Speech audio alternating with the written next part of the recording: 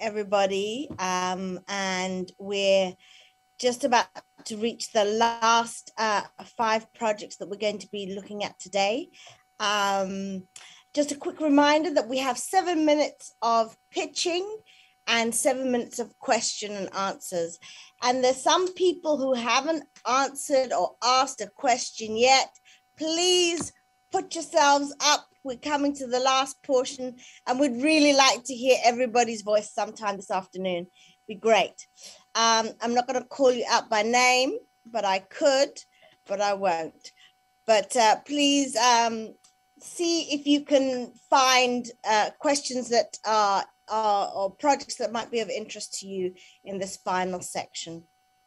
So we're going to start with the first project, which is Eziko, and the producers and directors are Babalwa Bartman Babsi and Jenna Bass. So if we could have their project up, please. Hello, I'm Babalwa Bartman and I'm a Cape Town-based filmmaker. And I'm Jenna Bass. I'm also a Cape Town-based filmmaker, and together we are the writer, director, producers of Eziko. Babalwa and I's most recent collaboration is the horror satire feature film Mlungu Wam, which premiered in the 2021 Toronto Film Festival in the Platform Prize competition. And between us, we have also been involved in several other shorts and feature films with a very strong international and local profile. Eziko is an Afro noir, and this is the first public opportunity we get to share the film with you, and we're incredibly excited about it. Unsundukazi, a young Xhosa woman, embarks on an investigation across rural Eastern Cape to solve the cold case of her sister's disappearance. Upon encountering suspicious resistance from the local villagers, she decides to take advantage of Eziko, a traditional safe space for women during cultural celebrations. And it is here that she discovers a truth that challenges everything she believes about identity, family, and culture. So at the core of Eziko is a story that seeks to highlight the intricate beauty, diversity, conflict, trauma, but most importantly, the dignity of the African woman. And our protagonist, Unsundukazi, goes on a journey seeking answers for the disappearance of her sister, Nomkhita. Her understanding and expectations of what it means to be an African woman is challenged. She learns her parents consented to the forced marriage of her sister through the tradition of Botswana. Her quest calls into question her own privilege and perspective in a world of traditions and culture that she, as a city girl, is removed and disconnected from. When we meet Unsundukazi, our protagonist, she is a scientist who's ready to move to Ghana and start a new life and a new job. She's the kind of woman that has put in the necessary time and work required to lead a healthy life and has worked through her past traumas. When she is thrust into a world that processes and speaks a completely different language of healing to the one that she understands, she can only communicate by forcing this world to see the world through her lens. Once the space and world humbles her, she realizes that she needs to listen in order to contribute and have the impact that she wants to have. Nomvuzo, our antagonist, is the matriarch of the Nyembezi clan, and this is the family that Unsundukazi's sister was married off into. She has established an order and hierarchy amongst the women in her family, and anyone who threatens the unity within that space is not safe from her wrath. We later find out that Nomvuzo is in fact Nomkhita, Unsundukazi's sister who had disappeared all those years ago. And Unsundukazi's presence threatens the hard-earned sanity that she has worked on in all the time that she has been with this family. The story predominantly takes place in rural Eastern Cape, in the Wild Coast, in Wonderland. And this is during the December festive season where most people come back from the cities and the space is just buzzing with traditional ceremonies. There's always an event happening everywhere. During traditional ceremonies, we have a space called Eziko. And this is where women gather to fulfill their roles within the traditional ceremonies. Unsundukazi identifies as the space where she can seek the information that she needs in order to find her sister. 이 수사밥도 먹는 거고 내가 다른 거 몰라도 이 사람 보는 눈은 있다는 거 아니야. The tone of Eziko is very influenced by the film noir genre, which is a genre I've loved since I started getting into cinema and into filmmaking. And though it is very much a noir in that it is an investigative journey into the psychological shadows of our protagonist and the society she lives in, it's also very different from the noir conventions in a lot of ways. Firstly, in that instead of being set in this very kind of gritty, dark urban environment, it's set in the deep rural areas with a lot of color, a lot of light, and a lot of cultural diversity. And also, rather than being a very macho, solitary storyline, it is set in a very communal, feminine, celebratory environment. Because of this very interesting combination between the noir genre and at the same time this very colorful, vibrant, traditional rural setting, we've taken a lot of influence from Asian cinema, in particular noirs from Korea, China, Hong Kong, and other Southeast Asian cinemas.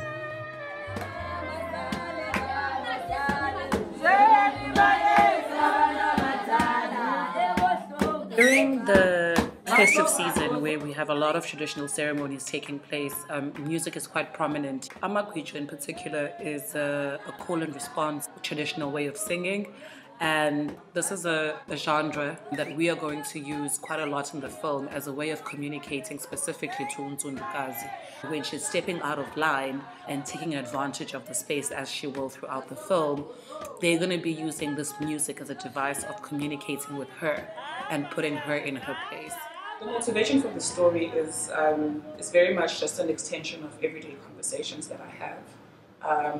Conversations that I have with women that are from my generation in my space, conversations around healing and trauma that I have with family members, women of older generations. And I think Eziko has always been a space where it feels like, a lot that Omama, as I know them, a lot that we carry in the outside world is something that we have room and space to shed off. So essentially it is a safe space. And what's beautiful about safe spaces is then you get to see people for who they are. Eziko is currently in the development phase, and the project has been selected for the topic statement development slate, which is a really wonderful opportunity to present the project to international market, which is currently in progress. We will soon be conducting a research trip to the Eastern Cape in order to do further research into locations, further cast, and to enable the authenticity of the writing process that is very important to us. We're working with a budget of approximately $1 million, and we are looking for partners, sales agents, distributors, and financiers who appreciate the unique vision of the film and the way that we would like to make it. So on that note, thank you so much for the opportunity and giving us the platform to share a story that we have been excited about and that we've actually been really just wanting to get out there. So I'm also grateful for this opportunity. Anne-Marie, are you around? Are you here? Anne-Marie Lodo from Arte? No.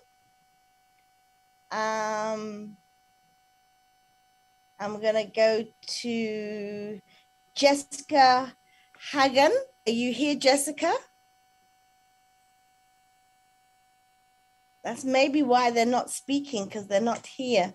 Let me just look at somebody else who hasn't said in. Helen, are you here? I saw you. Thank you, Katiwe. Well done again, Sarah and Jenna, as always.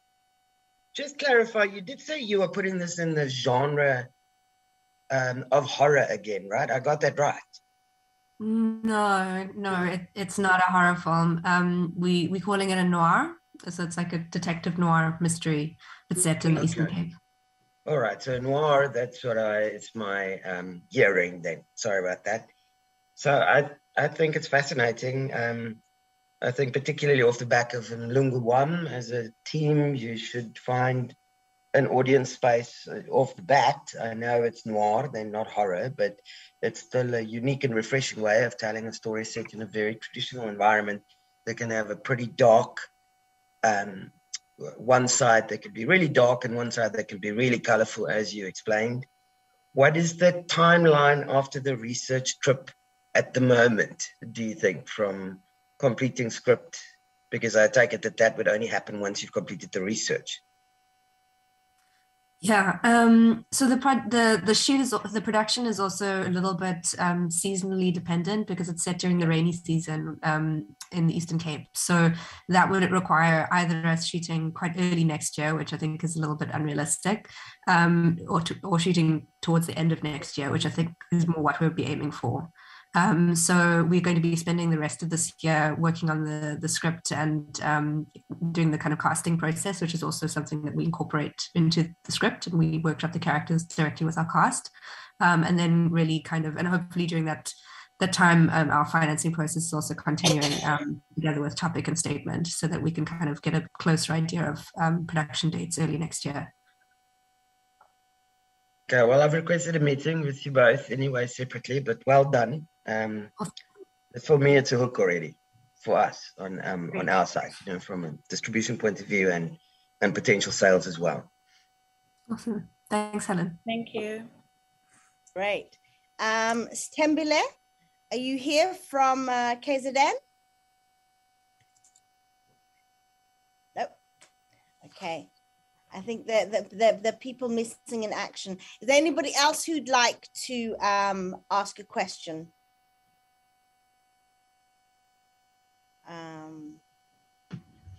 Maybe just a comment here. Yeah. Just to say, to me, it feels like one of the few mainstream kind of projects that we've got or that we've listened to today. So, I mean, just well done to the team for that, you know. Thank you. Great. Great. Janya?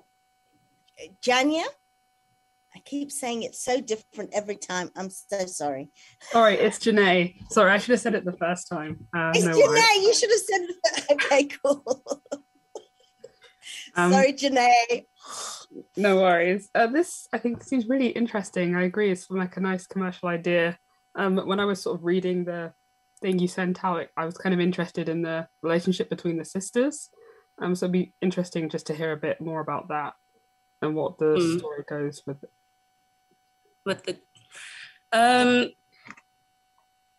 So the two sisters were separated when Nsundukazi, which was our protagonist, was 3 years old. So there isn't much of a relationship, you could say, because the sister was married when she was 16. But on Nsundukazi's side, I think she's always carried a bit of guilt, because when the sister was taken, she was chasing after Yena. So it was set in the border of the Transkei. There used to be like a pass border, and from my childhood, it used to be a space where there would be long queues in order for you to you had to present your pass, you know, coming from South Africa into the rural areas. And there used to be these long queues, and most of the time, like, we would be left alone as children. So that space was always just so haunting. So Nsundukazi disappears. Unomkhita disappears when she's out looking for her sister who's wandered off in the space. So she's always carried this guilt. And a huge part of her going into the space once she discovers that her sister is missing is very much driven by the fact that she's been carrying this guilt for a number of years. So she goes in there with with a bit of a savior complex, if you may have it. And Unomkhita in particular, in the years that she's been there, she's found a village and a community of women within the clan she's married into. So other in-laws, you know, sisters that have really, and in particular, there's one other character that we have in the film that has basically nurtured her. You know, so when she was younger, she was a highly intelligent girl, and she came into a space that nurtured her and enabled her to basically rise up to being the matriarch of the family and be the one who's essentially responsible for the success and the wealth of the family. So the relationship is really about, I think just interrogating, conversations that we have when we say we have intergenerational gaps, what do we mean? And what I find about Iziko in particular, which is during traditional ceremonies, men have a space that they have to themselves where women can't enter. And then Iziko is also that space for women where we sit, we prepare food, etc. And I've always found it to be a space where I get just so much information and so much knowledge, and a space where you get to experience like the older generation in a way that you wouldn't in the outside world. So there's a freedom, and a womanhood that's there that I don't think I ever experienced in any other space but that space. So it felt to me like a really awesome space to be able to have those conversations freely, have those conversations outside of like semantics and not highly intellectualize it, but really just bring it down to earth. And I think also when it comes to space samasiko, which is traditional spaces, there's an openness in that space. And even when sometimes women don't feel as though they have a voice in the outside world, the way that I grew up, Waxhosa, is that nothing happens until the woman has said something. So it's once again about just reiterating, that voice and that presence of that voice, and using, I guess, and using the space that we have and that we're all familiar with as a space to have that open conversation. So Unsundukazi no Nomkita are going to have to interrogate, this intergenerational disconnect that we're constantly speaking about, and then really, and the reason why it's a noir and it tackles a story that's a bit on the dark side, which deals with ukutwala, which deals with how traditional spaces heal, and how they deal with things, and how sometimes our generation feels like it's costly to the way that we want to evolve as women, So it's really just about like just having that conversation in a space that I think has a lot of honesty and wisdom. That answers the question. Great. The one thing I would just add is like there's I think Nomkita is like she's really moved on, but I think that Nsundukazi is like still carried this need for like the sister that she never had who was lost, and that she feels responsible for having, it was her fault that she went missing. And so I think that like on the one side there's the younger woman who has this need for the sisterly bond, and the older woman who maybe she does have it but she doesn't really realize it because she's worked so hard at just really kind of moving past that. So yeah, that's on the other kind of end of it. Okay, thank you. And Nadine, you had your hand up briefly. I'm gonna get you to say something. Hi, Katiwi, thanks. I had the exact same question. That's why I put my hand down. Okay. But well done to the team on the pitch. Okay. Thank you. So if there's interest in the story, please understand that all of the stories you can contact the filmmakers separately if you wish to. Thank you to everybody from that team. We're going to move on to our next offering, which I'm going to use in English, The Water Calls To.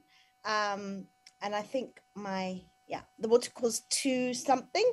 And that is Patricia Gulia. Hello, my name is Patricia Geula and I am a filmmaker from Kenya. I work in both documentary and fiction, and my work tends to center around the gruesome yet sometimes beautiful complexities of people recognizing the ephemeral nature of their lives. And through this, I delve into the realms of ancestral core wounds, mental health, sexual ecstasy, and the mystical powers of music. My short film Whispers from My Mother was selected for the Durban Talent 2021 edition and is currently in pre-production. My other two films have screened in Kenya and in festivals abroad. I am excited to be participating in the Durban Film Month and here to present to you my first feature film, The Water Calls To You. The Water Calls To You is a coming-of-age art house feature film that tells two intersecting stories using a non-linear approach to trace the adventures of two romantics, Rehema and Fadhili, who, unbeknown to each other and pining the aftermath of their unrequited love, set off to Lamu Island in search of the ultimate great romance. Enthralled by the ocean's intensities and beckoned by it, they each find a way to yield to it, the fate tied to the fable of a spirit creature emanating from the ocean to lure human beings. In their escapades on the island, they meet other settlers and travelers, who impart on them their knowledge, experience of life, and test their understanding of desire. The search they undergo for each other and themselves is interspersed by the ever-present and all-knowing community who insist on imposing their understanding of the situation. Rehema, ethereal and agile, is drawn and overcome by the ocean and ultimately succumbs to its calling, leading to her physical death and rebirth in the ocean to be one with it. Fadhili is in turn rejected by the ocean and must reside with himself to a land whose love he seeks but is denied, and then finally comes to his own great love, his music. Like our characters, we are young, we are restless, seeking that which we do not know. We're in the prime of our beauty and the beginning of our demanding desires. We're seen by all, yet still seeking our own reflection. And like the island, our protagonists are romantics whose fate is damned by the awe-inspiring waters of the Indian Ocean, where mythical legends are whispered, believed, sometimes scorned, but always respected. The gossip, the insinuations, the religious and spiritual beliefs all influence the way our two characters navigate the world, the way they choose to love, the boundaries they push, and ultimately how they each come into their own nature. Sensual, sentimental, playful, mystical. The ocean waves rush in, speckles of light shift and form in the water, fabric flows across the beach. Overwhelming beauty and unbearable dread through bright and colorful exteriors and tempestuous interiors. We flow through narrow, dimly lit pathways, enchanting dhow rides, bodies riding the tides. We weave seamlessly the lives of our two characters from birth until the present day, their parallel search for each other, a love doomed never to prosper. A crucial character in the world we're building is the soundscape. The music, the waves, the ocean, her whispers. It reprimands, it cajoles, it entices, it's seductive. First heartbreaks are one of the most beautiful reminders of the fleeting nature of youthfulness and the vulnerability of life. Our hopes, desires, and this endless possibility of adventure are often tied to it. The Water Calls to You is a film that pushes the boundaries of this notion of boundless love, and how much farther into ourselves and into the world we can go to seek it. It plays with the naive notion of true love and the pain of unrequited love. And it leans into the idea that sometimes we're in the mercy of powers that are greater than us and inexplicable to us. I often say that the ocean saved me. And by this I mean is that its large vastness reminded me of my smallness and the smallness of my anguish. And this grand beauty that's beneath was a calling for my soul. And the experience of this untamable waves, always edging you between life and death, was a calling or a reminder to surrender to the sublime. And surrounding this love of mine is the Swahili people, historically rich cultural people with centuries of adventures and travels. And also in that they're joyous, ecstatic, and with a flair for life I don't think is matched anywhere else.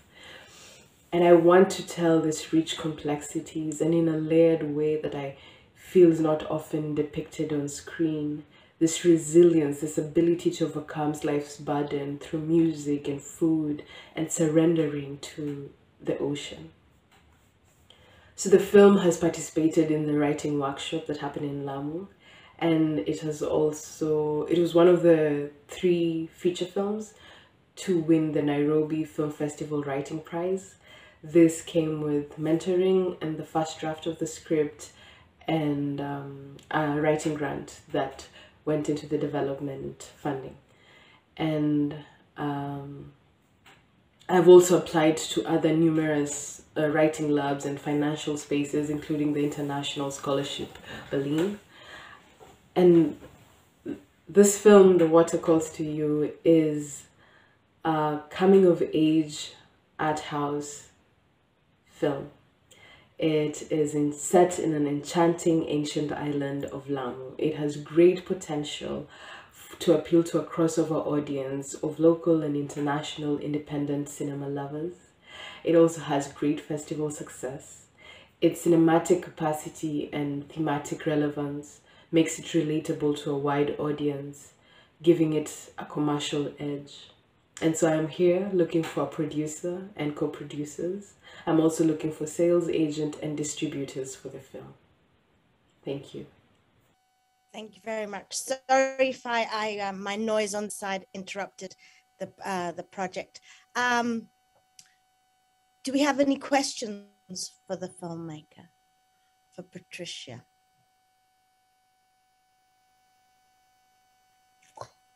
Heidi? Hey, I felt like your pitch gave a really strong, like, sensorial impression of what the film was going to be like, but I was wondering if you could talk a little more about how it's going to be structured. I know in the write-up you talked about like the non-linearity, and so I would love to just hear about that a little. Thank you, Heidi. So, and now, I mean, in the writing process, now I'm on the second draft. The structure has changed a little bit, where we follow the life of Rehema from birth till the point of her death, and it's told in chapters. And you have the first chapter, in which is about her connection to the water when she's born, and this powerful, her desire and her longing for something greater, as you see from her childhood.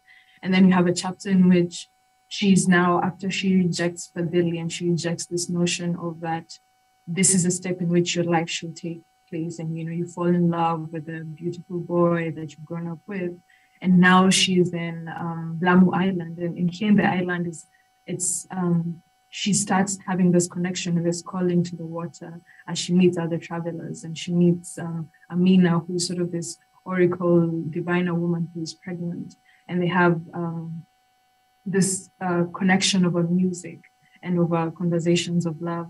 And Amina loses her child, and in a way is a representation of the person she is also rejecting, the idea that having a family is this great love for her. And she meets Amada, who's a Senegalese artist, among the people who come to Ireland and who come to the island and put all this wealth in the island, and they have this romantic affair. But at the end of it, he's also demanding of her this thing that curtails her freedom. But at this point, the buildup is that her adventures in the ocean, her ability to dive deep, to discover and to almost feel the sensual experience when she's in the water, overcomes this need, and so she rejects him again. And then now she lives within the island, helping out a fisherman, going out to sea, and putting herself at very, very intense situations to experience the water, when eventually, finally, she does walk into the ocean as a way of becoming one with it. And then the narrative is finished off with Fadhili, who has a boating accident and is in turn rejected by the ocean. And now he has to find a new way of connecting with it, in a way that for Rehema it was to become one with it, but for him is to see it on the other side of it. And so now the structures of this draft is of the 4 chapters that go on the Thank you. Are there any other questions?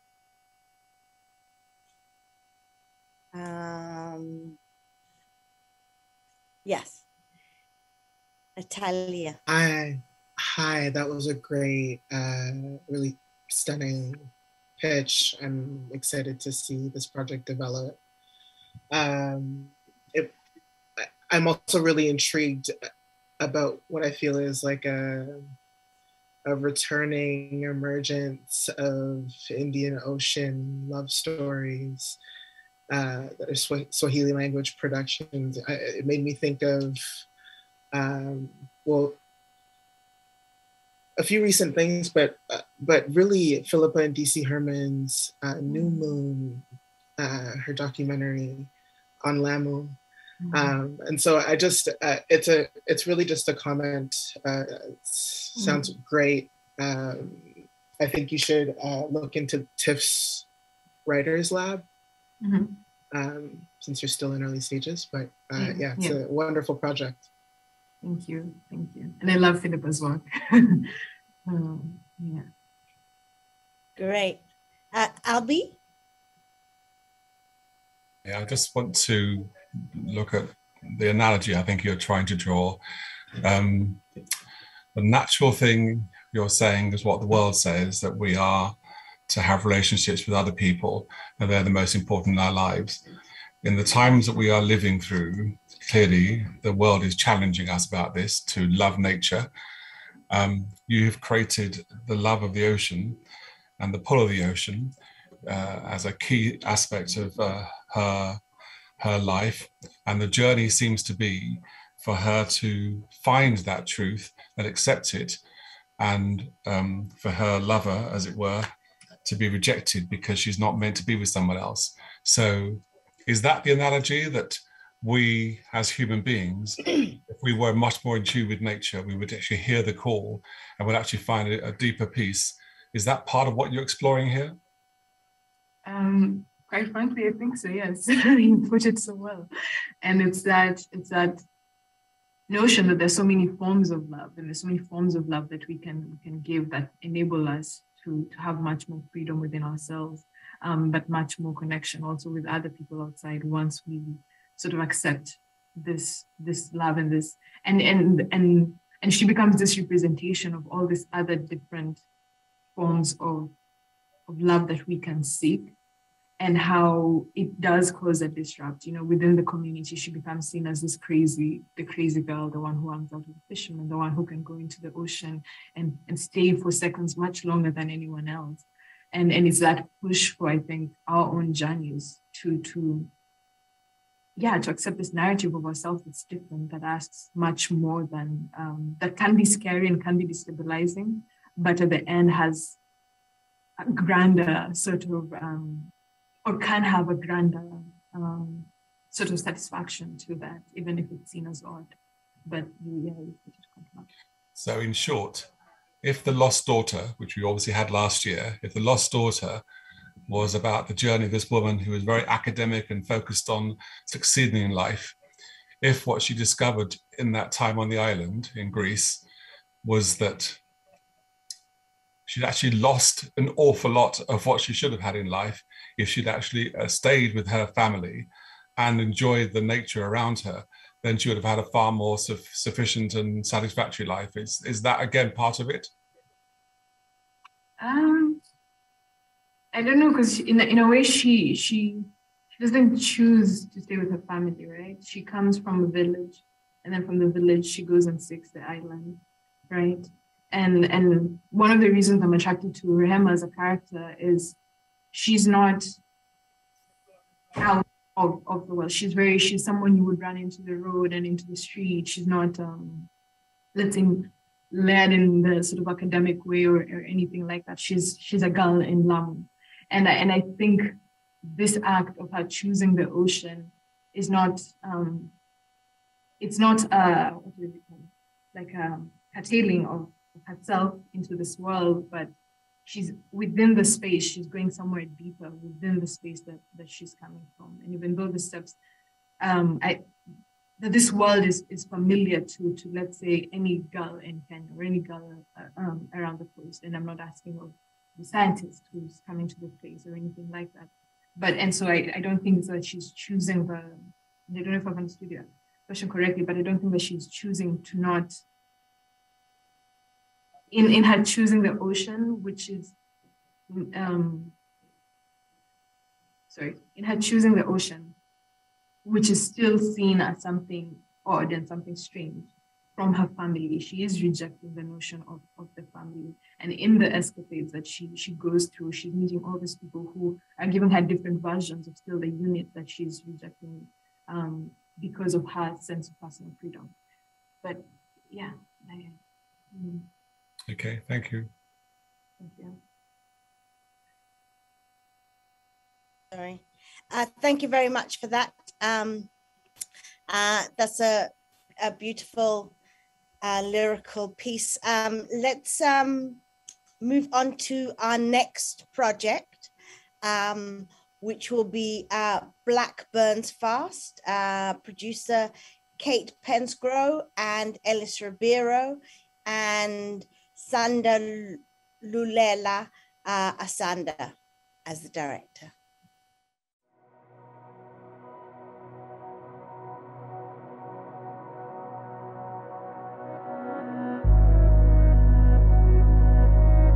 The Anglican Girls' College produces young women of distinction, discipline, and beauty, raised according to the Christian ethos of the school. Founded in 1703, to its students, it's a bubble where everyone knows each other's business and they do their best to get away with as much as possible. Underground parties, hamster funerals, and midnight streaking. Whatever you do, don't get caught. Because in the daylight, the school is very strict on those who step out of line. And this is the world in which we meet Luthando, who in one word is adorkable. She's a scholarship student who spent most of her time at school flying under the radar. That is until a new girl arrives at the school and we watch her journey as she grows into herself and into her sexuality. Hi, my name is Sandulela Asanda and I am the director and writer of Black Burns Fast, also known as BBF. This is my first feature film and I'm really excited to present this coming of age story to you guys. The film starts with the arrival of new girl Ayanda and Luthando starts to get the warm and fuzzies. She goes into a panic because now she really has to think about her sexuality and how she feels about other people. And what does this mean when she has a really conservative mother and her school and peers are quite judgmental? Nonetheless, she finally builds the courage and she kisses Ayanda. And this brings her into a world of not only love, but also happiness and colorfulness in which she gets to discover who she really is. At the same time, she has to try and juggle all these different identities that she is to different people, trying to be the perfect student, perfect daughter, and fit into the AGC culture. But this all comes crumbling down when her and Ayanda are caught and she faces the risk of expulsion. Despite the risks, she stands up to her mother, realizing that, you know what, I can't go back to where I used to be, and I'm going to be out and proud. Luthando decides that the best version of herself is someone who loves herself for who she is. And that essentially is the theme of this film, being true to who you are. I wanted to make this film for a younger me because when I was that age, I didn't really have access to a lot of queer narratives. And the ones that I did have access to were either really scary or dark. That's why I wanted BBF to be a lighter and more modern coming out journey so that people can see that it's not always doom and gloom. It was also really important for me to show Black teenagers that weren't being adultified. That means, you know, showing Black joy, showing Black pleasure, and showing friendship and love. I really wanted to ground this film in reality so that people can relate to the authenticity of it and be able to put themselves easily into the position of our characters and maybe at least see their youth play out in a much happier setting. Tonally, Black Burns Fast is a coming-of-age film that is smart, irreverent, and very bright. But it's also rooted in realism. You know, these are people, environments, and scenarios that we're all familiar with. Last year, I was lucky to be able to make a short film as a proof of concept, and this serves as an example of the visual world that Luthando and her friends inhabit. The visual world of BBF is yellow, purples, pinks, and warm tones. This is a world that is very feminine, but very girly, but also very young. I also wanted to use a mixed media approach, so very reminiscent of TikTok, Snapchat, using cell phone footage to also bring in kind of like the teenageness of this world that Luthando inhabits. We also make use of animations and emojis to kind of play into kind of the comic book feel of the kind of character that Luthando is. You know, your biscuit, your cupcake. My honey pot. Cherry. Pink Panther. Pink Panther. Secret Garden. Love tunnel. Love pillow. That's Music also plays a really important part in this film.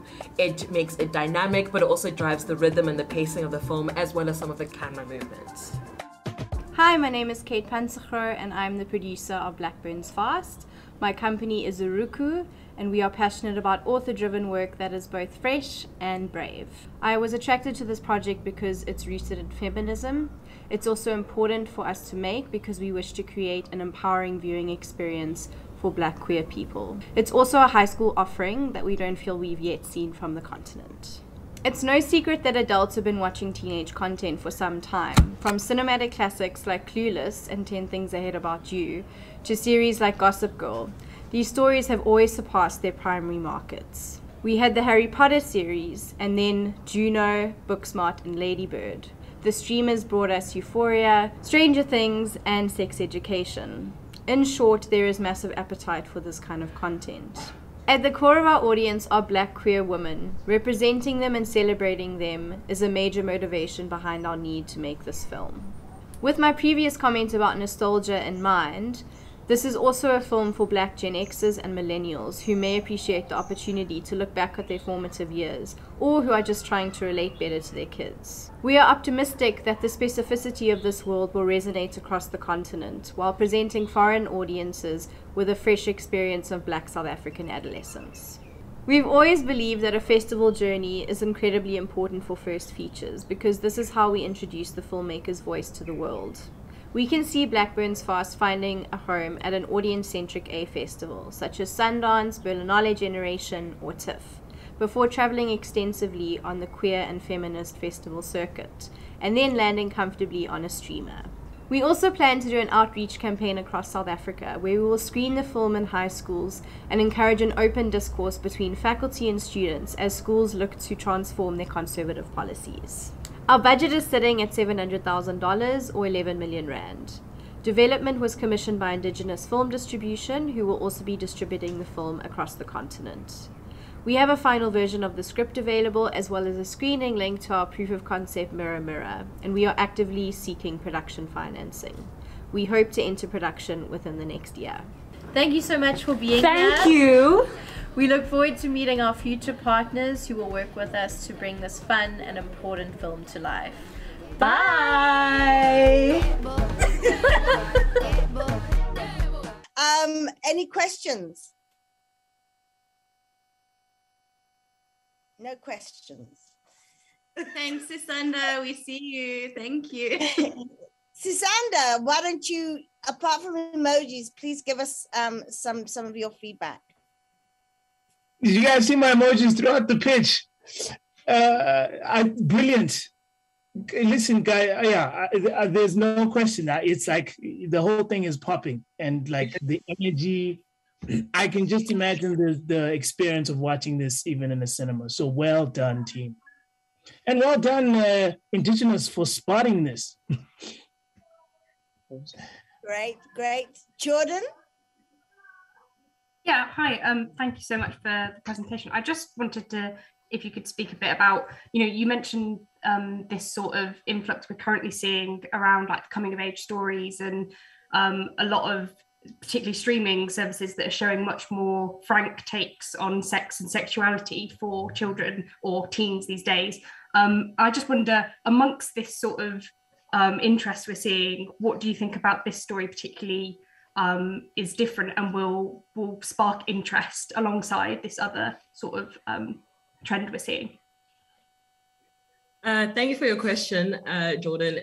Well, I think that, like I said in my presentation, a lot of queer films are kind of like steeped in trauma, and also our character does have all those difficulties as you try and like come into yourself. I think that the tone, the brightness of it, the modernness of it, it's smart and witty. Also looking at like institutional culture and how they affect, how teenagers see themselves is really important. And I think also what sets it apart is the fact that at the end of the film, she doesn't, choose to, end up with a partner or, go down a dark road. She chooses herself, to be true to herself and, understand who that is before anything else. And that's not something that we often see in a lot of coming of age films. And I think it's really important, this thing of like pushing this message of self-love, especially amongst, this age group. I think specifically also, oftentimes when we look at school settings, on the continent specifically, we're either looking at either very elite schools or very poverty-stricken schools. And it's really important to us to have a really wide variety of representation in our characters in the film. Do you mind if I also just ask, sorry, maybe I missed it, but have you said, do you have a script ready in place, or you do you have a draft? Yes. Cool. Albie? Oops. One more comment, really. Look, in some ways, I sort of think this is very familiar, perhaps too familiar. the public school with its conservative values, which she has to fight against, etc., etc. But there's something really special in what you have in your character and your tone and the approach you're taking, which made me think of 500 Years of Summer, because there she also wants to stay with herself. We all want them to be together, but she chooses herself, and we're sort of shocked, so we can talk about it a lot. My instinct is that you should sort of think about that, because things are going so well, and yet she chooses what she chooses.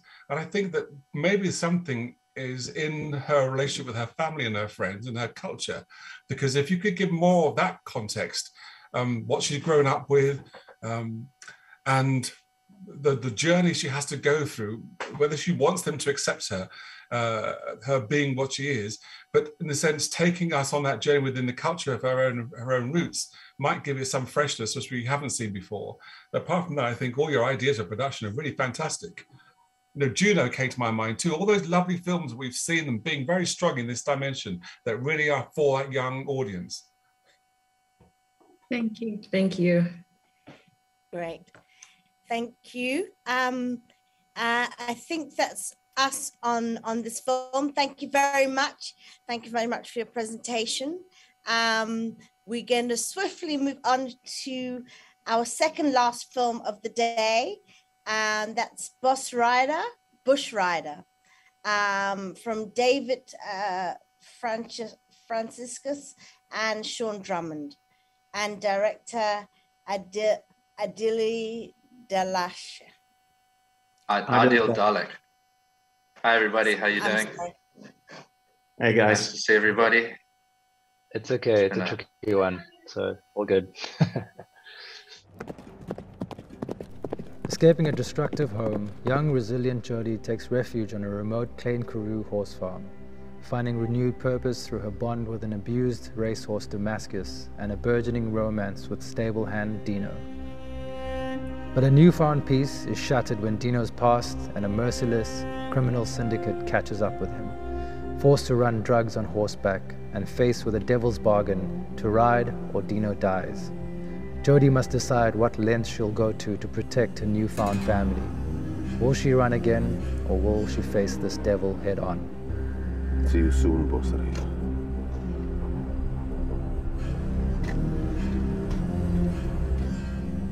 Dun, dun, dun. Hi, my name's Adil Dalek. I'm a director and writer based in Cape Town. I'm known for my TV work and directing a number of short films and music videos. Bush Rider will be my first feature film, and I'm very excited. Hi, my name's David Franciscus. I'm a producer at Protagonist Studios. I'm the co-writer and producer of Bush Rider. I'm Sean Drummond. I'm a writer and producer from Cape Town. My company, BFAT Motel, is best known for films like Five Fingers from Marseille, Apocalypse Now, and the Nepali film Qatar 72. I'm excited to be working with David and Adil, and we're excited to be presenting the project to you today. We're very excited to be returning this year after winning last year. Since last year, Sean Drummond has joined the team as a producer and screenwriter. We've secured a development deal from Indigenous Pictures, and Nicole Fortin has been attached to the project. She was with us when we shot the proof of concept earlier this year, and she's going to be playing the lead of Jody. And lastly, James Mathis, award-winning composer of Five Fingers of Marseille fame, is going to be producing our soundtrack. Captivated by the promise of peace on her farmland refuge, Jody begins to build a new life, with new love Dino and maybe even a soulmate, the horse Damascus. When Dino invites Jody to a Borsray, a traditional horse race event, it awakens something in her. She races and surprises everyone with her performance, not least herself. But she caught Sali's eye at the Borsray, the sadistic kingpin of a trafficking syndicate. Using stolen horses, he runs drugs across the Karoo in the dead of night. As he spins a web around her, she has no choice but to ride for him to protect the people she's grown to love. She's trapped in another violent cycle. As the film builds to a fiery climax, the choices Jody makes will spark a series of conflicts that push her to her limit and put everyone she loves at risk. The story of Bush Rider takes place in the Klein Karoo. It's a really beautiful, arid part of our country that I'm really interested in. I've always wanted to tell a story in this setting, which is both extremely harsh but extremely beautiful at the same time, and I like that contradiction. It is a sort of cross-genre film, you know, it's got elements of crime, it's got elements of romance, it's got drama, it's got violence, it's got beauty.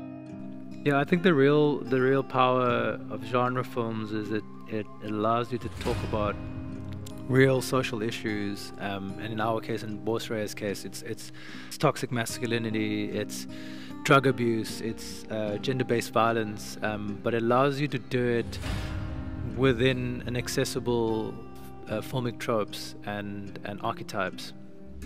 I think Bosraya presents characters who may feel familiar on the surface, but are extremely complex and diverse, very much like the country and the area that it's set in. The world of the story is thrilling, immersive, and tactile, but authentic, because David and Adil spent a lot of time researching the communities about whom the story is written.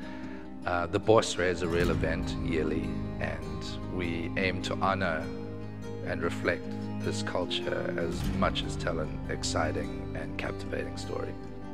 Bosraya is a crossover film. It's art house, it's genre, it's a noir western, it's a crime thriller, it's a romance, it's got drama, and because of this I think it's a film that will appeal to a wide variety of audiences, but also do really well in festivals like Rotterdam, at Berlinale, at Cannes, at Toronto, South by Southwest, and at Sundance.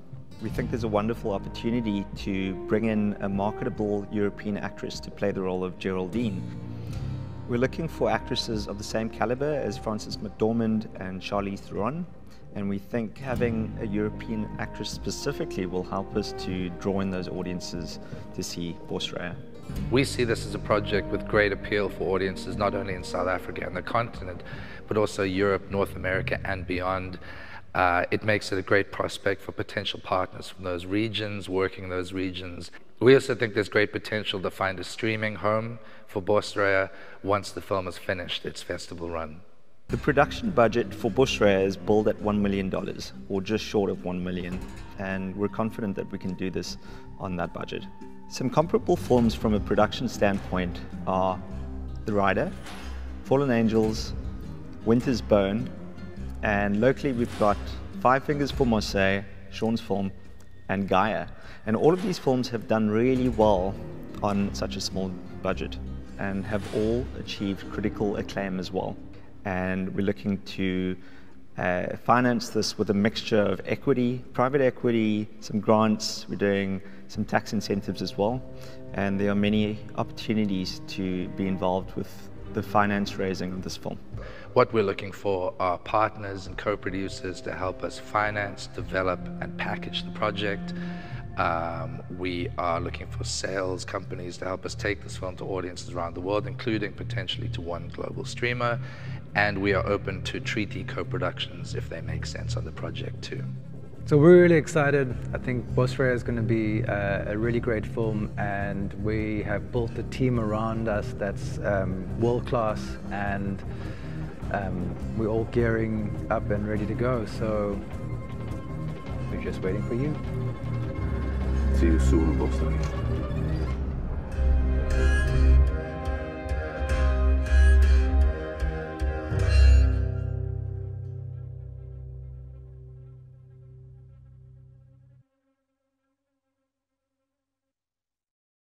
Are there any questions? Anybody who's got a question for the team? Frederick, I can see you've got a thumbs up. I was merely saying how much I appreciated that very polished pitch. I can't believe these guys even need our help. That looks like you guys are ready to go. Really, really interesting story, and I love your proof of concept. So I'm afraid I only have praise, no questions at this point. Thank you. Thank you so much. Good, praise. Good. We do have Sorry, just to speak to that, Frederick, we do have the whole proof of concept available to anybody that wants to see it as a link. So please do feel free to reach out for the whole. It's a 15-minute film. Thank you. Willem? Yes, okay. I have just a couple of questions. So your timeline, just interesting for us. We'll contact anyway. I mean, there's quite a few of the filmmakers who presented today, but we would like to know the timeline. I mean, what is your financial timeline? What is your idea of production at the moment? So we are currently scripting. We have a development deal with Indigenous, who are great, as we all know, and so they very enthusiastically came aboard the project. We've just gotten a treatment to a place that we're very happy with, and so we're moving into script now thanks to that Indigenous deal.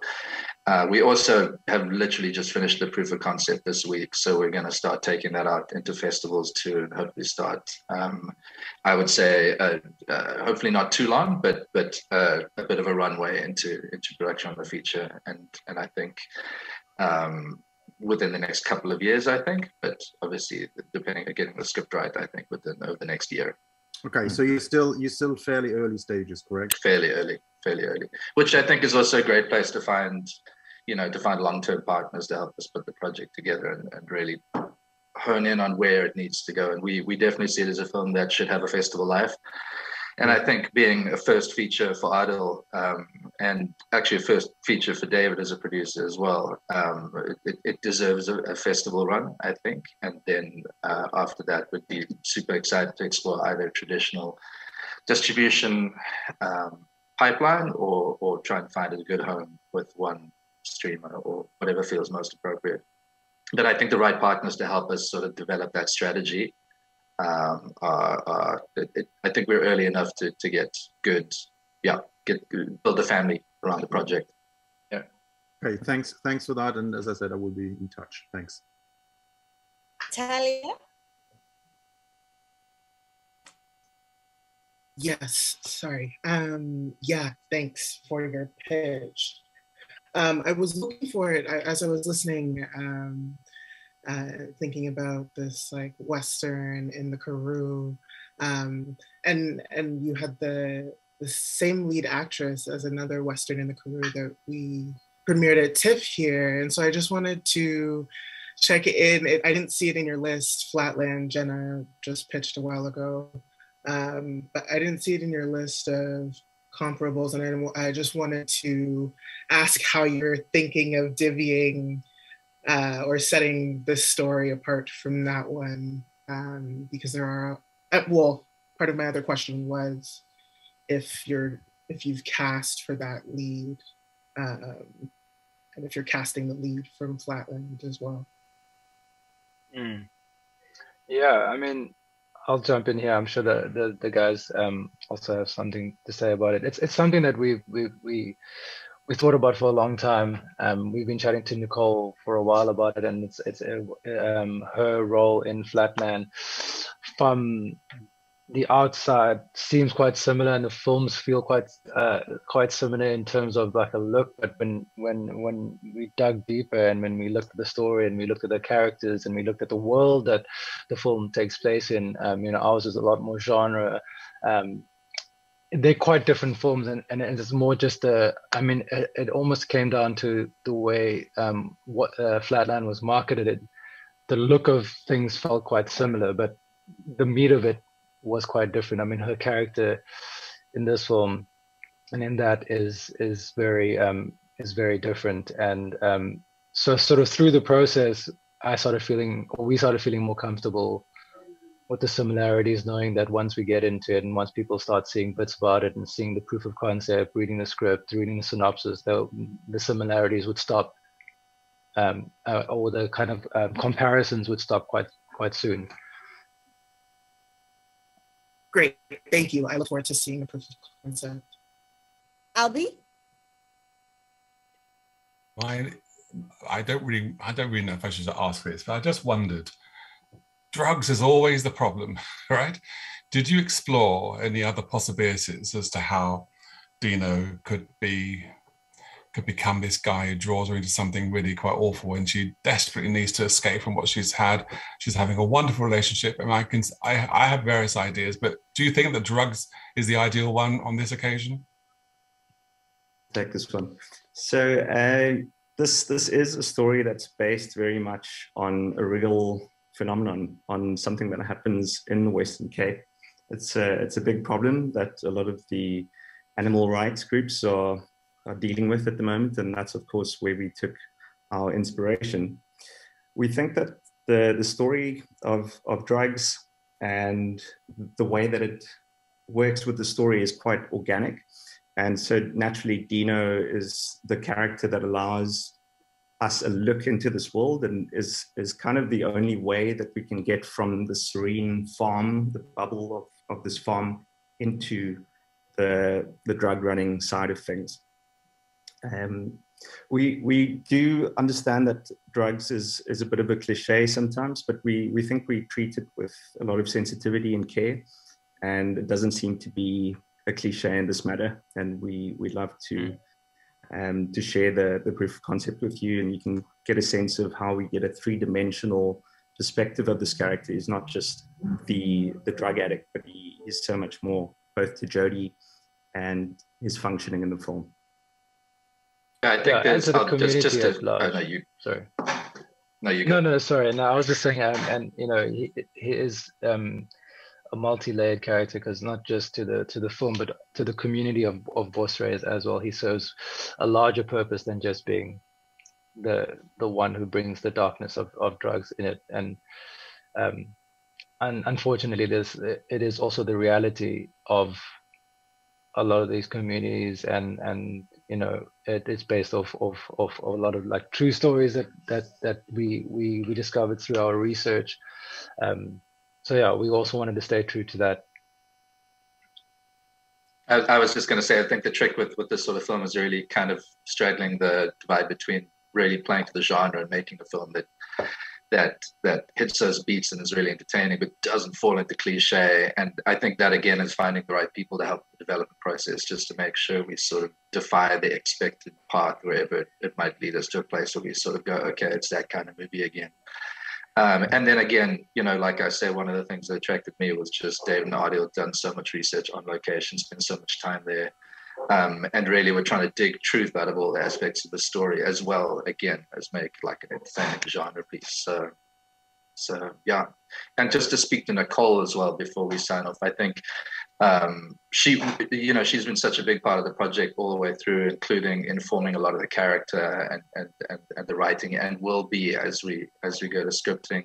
We wanted to have her in the pitch video as well, but just scheduling, because she's, you know, it's tough.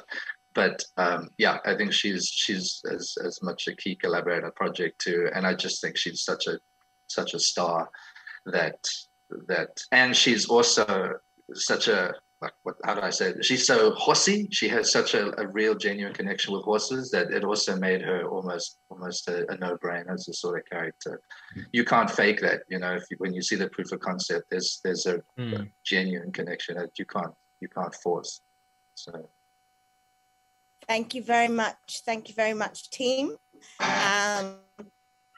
Thank you for the presentation. Thanks, everybody. And thanks, guys. We have reached our last project. Aisha Can't Fly Away Anymore. Thank you for if you can put that one up, and then we discuss afterwards.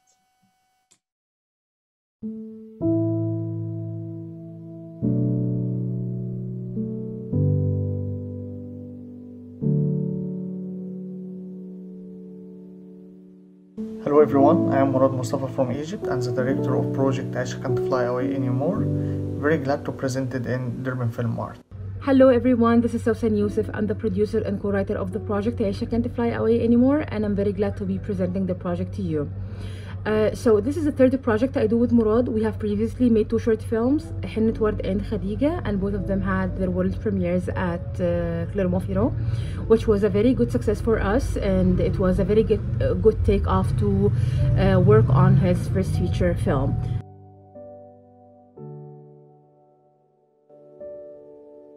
My story is about Aisha, a Somalian young woman living in the neighborhood of Ain Shams. She witnesses on the growing society of the African migrants and its conflict with underworld Egyptian society. She works in healthcare for all patients, and she goes to their houses every day to serve them, and then she goes to Abdoun, an Egyptian cook that she involved with him in an undefined relationship.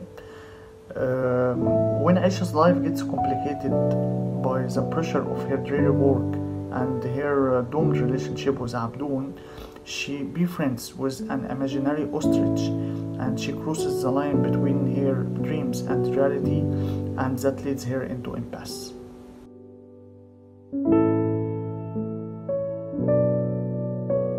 I'm telling this story in the place I was born. This place is Ain Shams. Ain Shams is a very Egyptian neighborhood, and I spent my childhood there until I was 13 years old. Then I moved to another place. From a short while, I visited again Ain Shams, and I noticed the changes that happened in this place, and it was very different from what I remember. It turned into an African migrants colony in the heart of Cairo, and it became a parallel society inside the Egyptian society, and has its own special rules and regulations. Aisha is a lonely character that feels alienated, although she lives in African neighborhood and among the people she knows, but she feels she is like them and not like them at the same time, because similarity in the color doesn't necessarily to make her feel belonging, like the ostrich, which is a bird and has wings, but cannot fly with the other birds.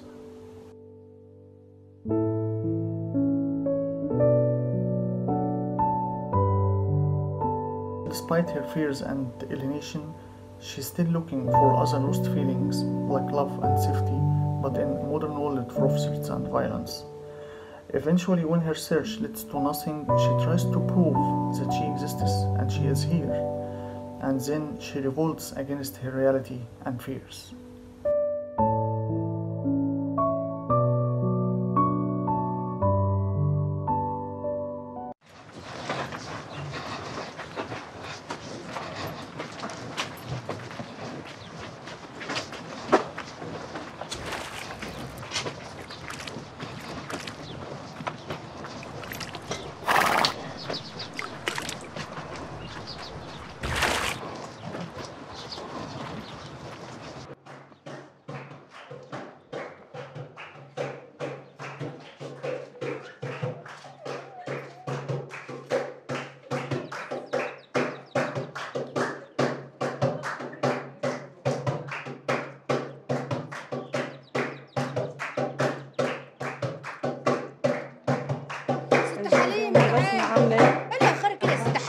معلش والله بس المسافة طويلة شوية.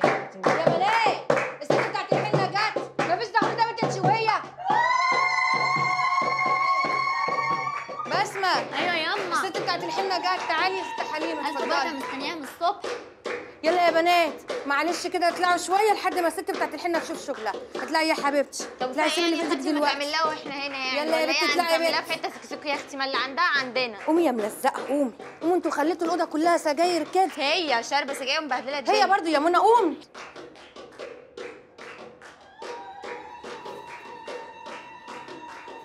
اعملي لها اعفن حاجه عندك، اعفن حاجه تتعمل لها. احسن حاجه دي ليكي يا بنتي. خلاص هتموتي على السيكو سيب حبيبتي. بلاش انتي بلاش انتي بلاش انتي تعملي هنا.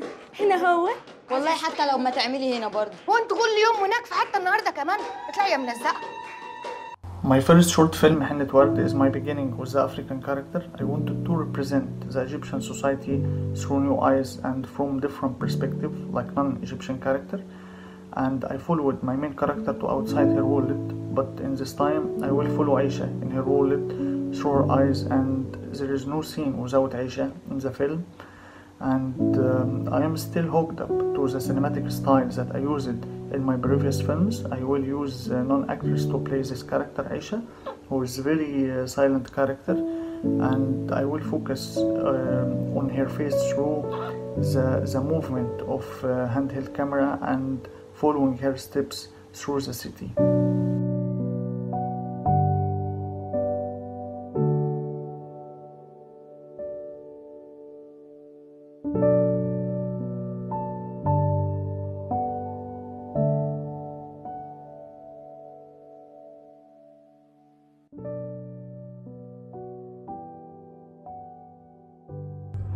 Since the presentation of the project last October at Laguna Film Festival, we have made some progress with it. We have made a co-production deal with Mohammed Hafzi Film Clinic here in Egypt, and we have joined EFM Market Berlinale and La Fabrique in Cannes, and also we have made it to the third draft with the help of Médétalon and Red Sea Lodge. At the moment, what we are looking for is to meet more festivals and decision makers in funds and make a good co-production deal with European countries.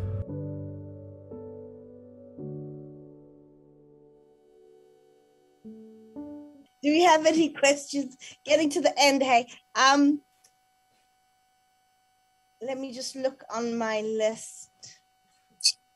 Ingrid, come on now, girl. Hello, thank you for inviting me to Durban, by the way. I was just going to raise my hand because I said, okay, I haven't spoken. No, I think it's, you know, a very fascinating project, and I like very much your pitch. I was just wondering, like, because you're writing or you're making a film about an African woman, and you are an Arab male in Egypt. So you're making a film about the other than yourself. So can you say something about this? Yeah, hello everyone. Yeah. About female character, you mean? Yeah, but about you're making a film about the African female character that's an immigrant to Egypt, and you are an Egyptian man. You know, so you are making your perspective is the opposite. I am African also. About the African migrants, I lived in this place, Ain Shams, and this place there are many migrants from different countries, from Africans. And about the female character, I made 3 shorts, and all of them by female characters, because I lived with my mother, and I'm only child, and I saw the world through her eyes. So yeah, that's it. Okay. Well, otherwise, I think it's a very interesting and very nice project. We have a meeting. We've met before too, but it's definitely something that would interest me. Yeah. Right. Helen, what you're not doing any Northern African films. I don't see them in your slate. What do you think? We don't have any at the moment, but we are actively looking. So it's the fact that it's female biased, I think, is attractive to us. Most certainly, to have some diversity representing Africa from various countries' points of view is definitely something that we're looking at, Murad. So I would love to see the short. I haven't, so I'll contact you directly to you and Solsan to see that. And you've already got so many partners on the project from the end screen of your presentation. Well done. It's obviously well on its way, and we can be very keen to talk offline. Great. Friedrich. I've had the pleasure of working with Mustafa and Sasan since last year. They were the winner of IEFTA and Sinaguna Platforms Global Film Initiative Award last year in Alguna. So I've been working with them or helping with them with presentation materials, and I'm delighted to see the pitch evolving. And because I know a lot about the story, having reviewed the, 10, 15 page treatment, this film has a very dark, isn't quite the right word for it, but Aisha makes some choices that are very deadly, both probably to other people and perhaps ultimately to herself. So it really goes into some really difficult terrain. And I think I'm wondering, and certainly films don't need to end with redemption, right? That's often how life isn't like that. But I'm wondering what opportunities there are for uplift, and if there aren't, that's also fine. But I'm just sort of curious to know if that's something that is part of your vision, or else it's a cautionary tale about the mental health effects that can be caused by isolation, alienation, by the refugee experience or the immigrant experience in general, or just modern life bringing you to the point of a breakdown or a break with reality and or with kind of moral sanction or moral obligation. And I'll take my answer. You're muted. Okay. Sorry, the connection here is not good. I lost in some parts. Sausan, can you explain? Sausan. ايوه سامعك بيقول لك sorry guys I'm just going to translate in like 30 seconds. okay بيقول لك يا مراد انه ايه النهايه بتاعت الفيلم وهل هي فيها اي حاجه بترفع من معنويات الكاركتر ولا هي نهايه دارك وايه تبعات الايسوليشن والالينيشن على كاركتر زي عيشه. oh my god thank you guys. Okay.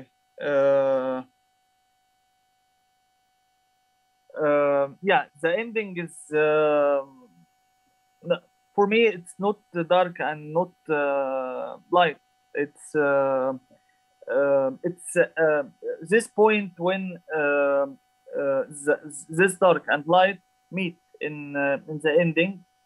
Aisha, during the story, a little by little, becomes an ostrich in the ending, but before this moment she revolts against against this society and against her fears, and then the transformation happens after this, and she goes to another world. Maybe it's better world.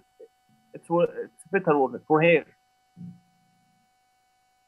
If we can't fly, يعني also if she can't fly, but also it's a better world for her, more than this world.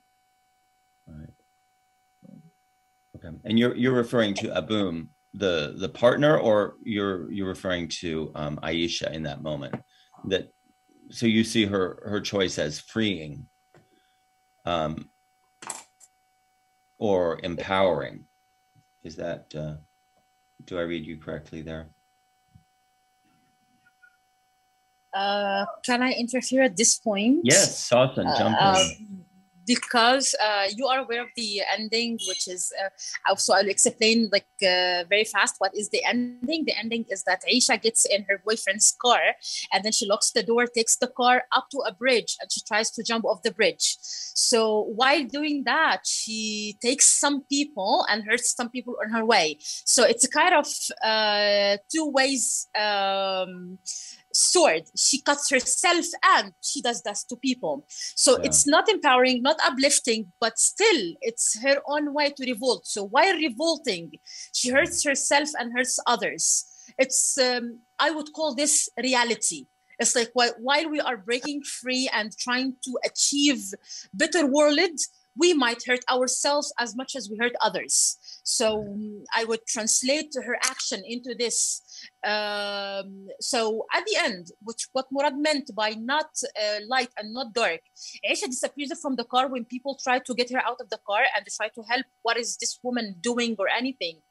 She disappears from the car, and then you see the ostrich at the other side of the bridge, and the ostrich kind of looks at the people, and then she just goes away. So yes, she disappears and then goes up. and then goes away from the people. So in a way, you never know, Aisha, if she's dead, if she's alive. Now. Yes, she's free. But anyhow, even if this freedom, I would translate it as an audience that she's dead. So it's this fantastic ending that you might see as dark, or you can see it as dark, but still she's in a better world, because Aisha's pressure was too much to be bared anyway. New chance for her, as a new chance. Exactly, exactly. You can translate that into this. Thank you. And the very last question goes to Ingrid. Okay, this is just a production question, because I see here it says a country, Egypt, Sweden. Mm-hmm. So you have a Swedish co-producer attached, or? Yes, we do have a Swedish co-producer attached, because we have applied to Malmo, and to apply to Malmo, we have to have a Swedish co-producer. So now we are in the plan to get money from Sweden, or funds, or maybe something incentive. So yes, we do have a Swedish co-producer. Can I ask the name, just curiosity? Bassel Maulawi. Okay. Yeah, a Syrian Swedish co-producer. I know. Yeah. Yeah. Yeah. I don't know him personally, but I know by name, of course. Yeah. Well, would be very glad to introduce you. Yes. Okay. Thank you very much for your presentation. We've come to the end of our pitches for the day. And I'd like to thank all the filmmakers for all the work that they've done to get their projects to where they were today. And I'd like to thank all the experts and decision makers for their time. And it's a long day and we've got through to the other side, peeps. So thank you very, very much for being here and listening to everything and being intentional in your listening. We will hear from the DIF team, DFM team, about what's going to happen in terms of prizes and so on. But thank you very much. Please be in touch with films that you're interested in. We really want to make films, African films. We need all your support. We need all your money. Just give us, give us, give us, give us.